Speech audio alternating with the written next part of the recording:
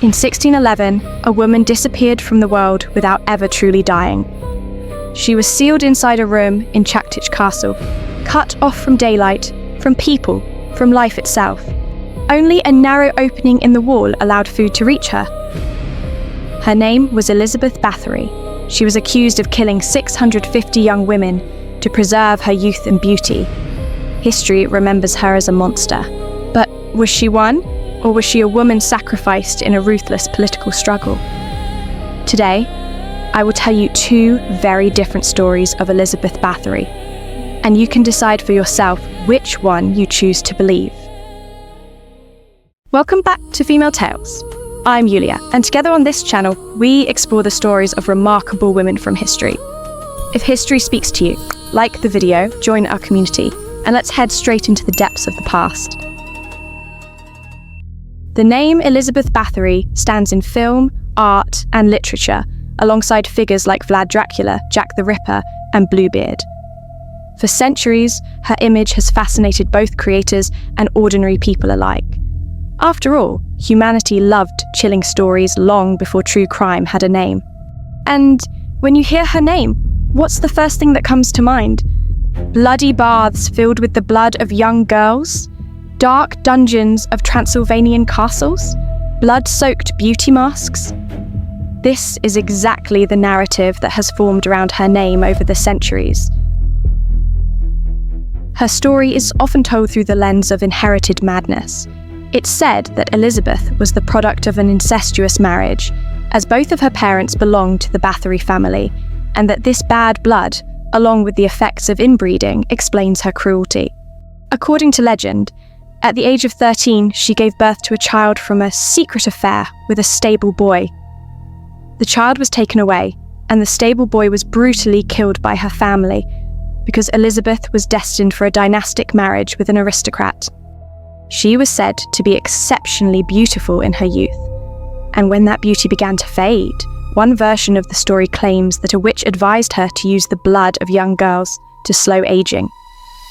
Another claims that she once struck a servant girl, and when drops of blood landed on her face, Elizabeth believed her skin looked smoother and more radiant. From that moment on, she supposedly began luring young girls into her castle to use their blood in her rituals.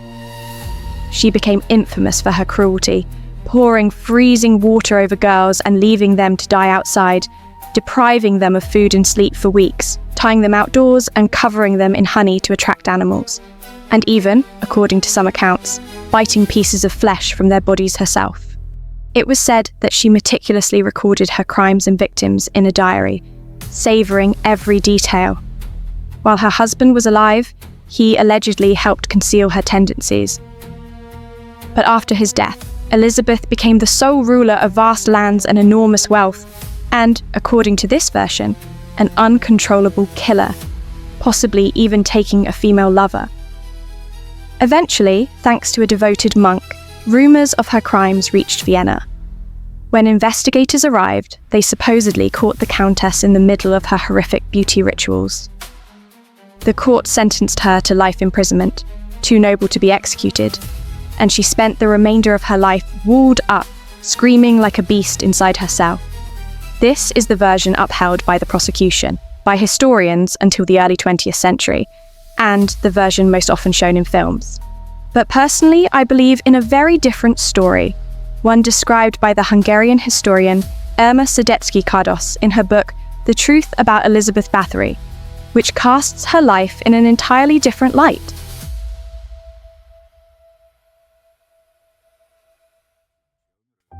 To understand the real story of Elizabeth Báthory and how it ended, we first need to step back and look at the political intrigues of her time. Because this woman didn't just fall from grace, she became a victim of a much larger political game. Let's start with her origins, because it was precisely her aristocratic blood that became one of the reasons for her downfall. Despite the popular myth, Elizabeth Báthory was not born from an incestuous union. The closest common ancestor of her parents lived 7 generations before their marriage. Elizabeth received an excellent education for a woman of her era, and judging by everything we know, her mother raised her with remarkably broad religious views. As Calvinists, both women were known for their tolerance and respect toward other religious movements. For example, later in life, Elizabeth financially supported Lutheran churches and schools, institutions that would eventually play a role in the accusations against her. As was expected of a noblewoman of her time, Elizabeth married at the age of 15. Her husband was Count Ferenc Nadasdy. This was a dynastic marriage meant to strengthen the power of their families in Hungary and Transylvania. Yet, judging by their surviving correspondence, it appears to have been a genuinely successful and affectionate union. By the way, the story about the child supposedly born from an affair with a stable boy only appeared in her biography after her death, and was most likely a later invention. 29 years later, after her husband's death, Elizabeth became the heir to immense wealth and vast lands stretching from the east to the southwest of the Hungarian kingdom. And she found herself right in the middle of an extremely unstable political situation. At that time, Hungary was part of the Holy Roman Empire, ruled by the House of Habsburg, a fact that many Hungarians deeply resented. The centre of resistance was Transylvania, led by Elizabeth's nephew, Gabriel Báthory, who was supported by the Ottoman Empire and dreamed of creating a new state by uniting Wallachia, Transylvania, and Hungary. The Habsburgs understood that the powerful and ambitious Báthory family had to be weakened. So in 1610, their relative Zygmunt Báthory, a major political player and landowner, was accused of treason and executed. That same year, the case against Elizabeth began, triggered by a complaint from a Lutheran priest. As you can probably guess, this was not a coincidence. It was also no coincidence that the Holy Roman Emperor Matthias owed Elizabeth a large sum of money, a debt that, unsurprisingly, was never repaid after her arrest. But what exactly did the priest write in his denunciation? Could it be that Elizabeth, while being a politically inconvenient figure, was at the same time actually committing abuses on her lands? The Countess was indeed accused by local villagers of torture, but what they believed to be cruelty was, in fact, medical treatment. Elizabeth actively tried to provide medical care to the local population, something she wrote about repeatedly in her letters to her husband while he was still alive. On each of her estates, there were local herbalists and healers who cared for the villagers. They were well trained because they had originally been prepared to look after Elizabeth's own children. These healers travelled through nearby villages, and those who were seriously ill were brought to the castle so they could receive treatment. Later, these actions were described as if Elizabeth had lured people into the castle to drain their blood. And yes, blood-related procedures really did exist. Bloodletting was extremely popular at the time. These procedures were carried out by Anna Darkely, a female physician, which in itself was highly unusual for the era. Because of this, she quickly gained a reputation as a witch, and, conveniently, as the Countess's lover. Modern historians have analysed the witness testimonies from Elizabeth's trial and found striking parallels with early 17th century medical practices. Medical treatises of the time recommended procedures that sound horrifying to us today. Open wounds were cauterized. This is how, for example, Henry VIII's infected leg was treated. High fevers were addressed through forced sweating, alternating hot and cold baths, and of course, our old favourite, bloodletting, practiced as a cure for almost everything. Now, imagine how all of this looked to uneducated peasants, completely unfamiliar with medicine. Honestly, even today, a visit to the dentist isn't that far removed from a torture chamber. And it's probably a good thing that 17th century peasants never saw what sometimes happens in a modern gynecologist's office.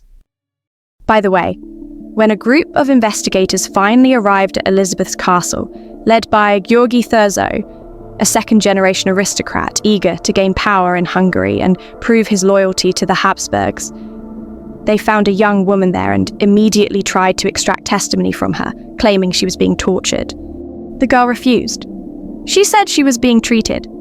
So instead, the investigators did the next best thing. They exhumed the body of a young woman who had been buried 2 months earlier after dying from an epidemic in the castle, and presented her corpse to the local population as evidence of torture. Historians later analysed the correspondence between Georgi Thurso and his wife and found clear indications that rumours were being deliberately spread. At the trials against the Countess, Thurso managed to gather nearly 300 witnesses, but when it came time for questioning, it turned out that not a single one of them had actually seen anything with their own eyes or had personally been subjected to torture. There was one servant, Susanna, who claimed she had heard from the court secretary that Elizabeth kept a diary listing the names of her victims, supposedly 650 of them. But the secretary himself never said this during questioning. And, of course, no such diary was ever found. Still, the number 650 proved so sensational that even today Elizabeth Báthory is listed in the Guinness Book of Records as the most prolific serial killer in history. Because there was no physical evidence, the prosecution had to rely almost entirely on testimonies from the Countess's closest servants.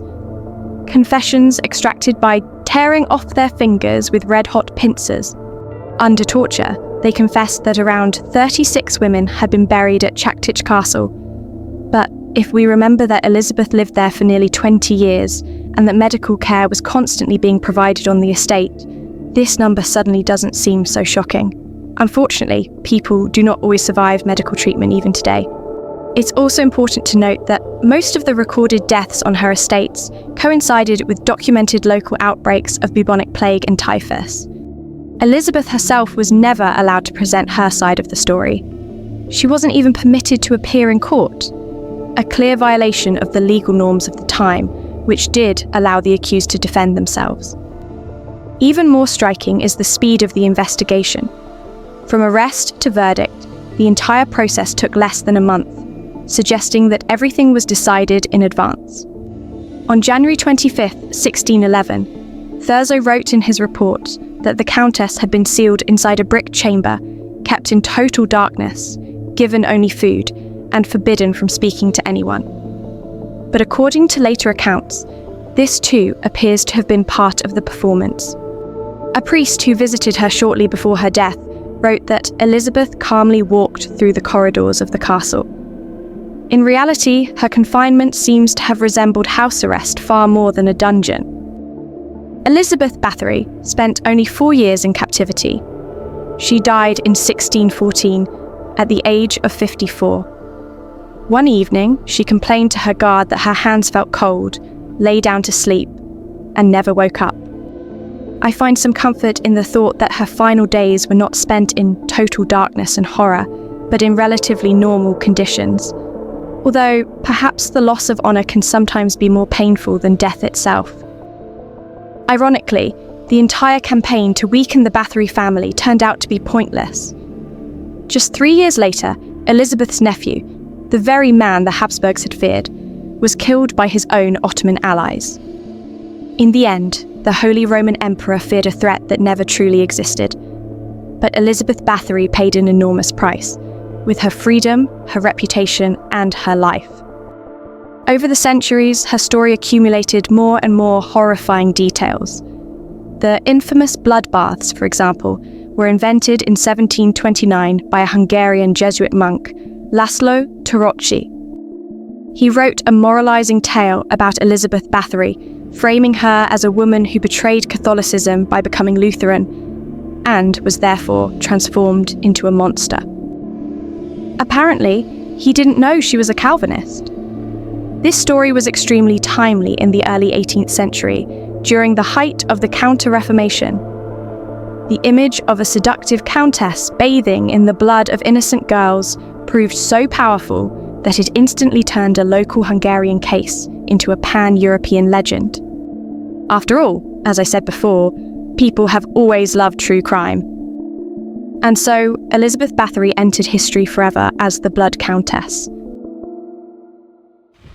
But which version of her story do you believe? Was she truly a monstrous murderer who tortured her subjects?